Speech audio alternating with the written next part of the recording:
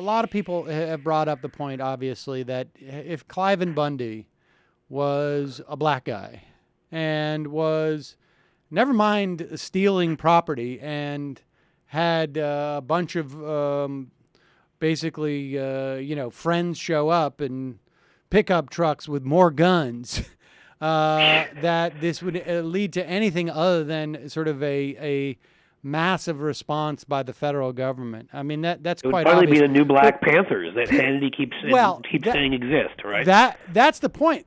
There's a reason why there's gun control in California, and it's because Ronald Reagan was afraid of the Black Panthers showing up to city hall meetings in San Francisco with shotguns.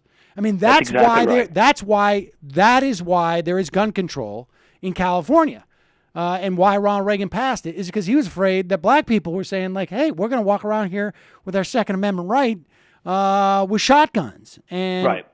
And to be clear, that's why, in the opposite sense, what's going on in Georgia is going on right now. It is directly related to the mentality of Cliven Bundy and the Rand Paul wing of the Republican Party, well, really most of the Republican Party, no matter what wing.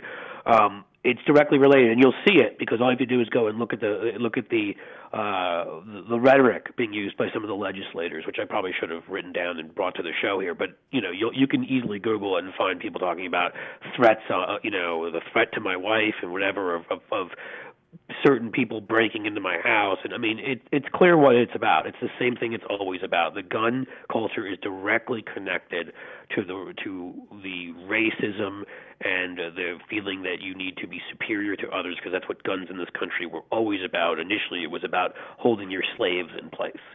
And that is essentially where we are, and that's why it's not a shock that some of the states that passed this stuff first, but after 2010, including the state I'm sitting in right now, a lot of states that don't have that history have also been saddled with crazy legislatures and crazy governors. And so in places like Wisconsin and Michigan and Ohio and Pennsylvania, that's what you could potentially see some of these other legislatures trying to copy this, and you can bet I'll be showing up to the state house if anybody in the state even thinks about passing this idiocy in Ohio.